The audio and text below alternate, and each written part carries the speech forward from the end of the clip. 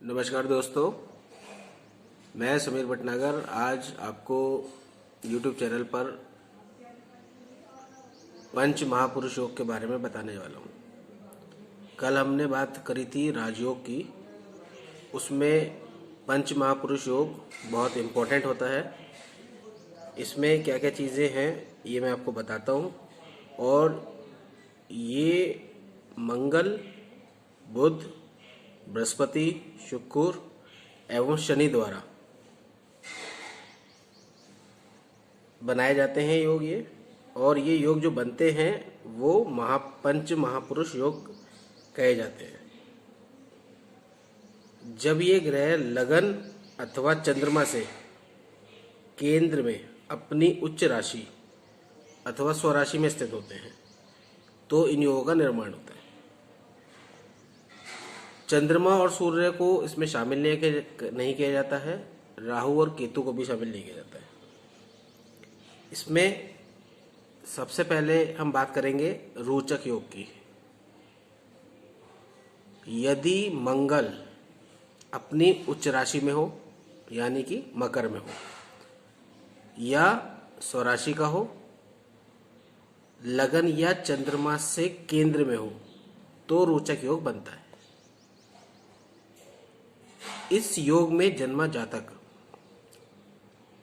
स्वस्थ होता है, दीर्घ चेहरे वाला होता है, उसका शरीर एकदम सुडौल होता है, दीर्घायु होती है, धनवान होता है, भाग्यवान होता है, विज्ञान की कई शाखाओं में प्रवीण होता है, सेनापति भी हो सकता है, प्रसिद्ध होगा, मंत्र शक्ति के रहस्य को जानने वाला होगा, अपने उद्यम में सफल, आकर्षक व्यक्तित्व का स्वामी भी हो सकता है, ऊर्जावान होगा, परंपराओं में विश्वास रखने वाला, उनसे जुड़ा हुआ होगा, दयालु होगा। लेकिन इसके बाद दूसरा योग आता है भद्र योग।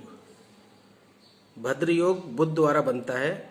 यदि बुध उच्च राशि में हो या स्वराशि का होकर लगन या चंद्रमा से केंद्र में हो तो भद्र योग बनता है। इस योग में जन्मा जातक कुशाग्र बुद्धि वाला होता है, भाषण देने में चतुर होता है, वाक्पटुता में एकदम तुरंत जवाब देने वाले लोग होते हैं। तो आप देखते ही समझ सकते हैं कि इनकी कुंडली में भद्र योग हो।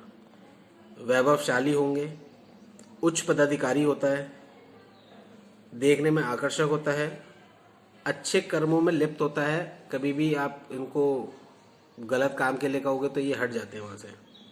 शुद्ध लोग होते हैं ये, सुंदर परिधान धारण करने वाला होता है और व्यवहार में शुद्धता धारण रखने वाला होता है। अपने अच्छे कार्यों के कारण ऐसे जातक विद्वानों से भी प्रशंसा प्राप्त कर लेता है।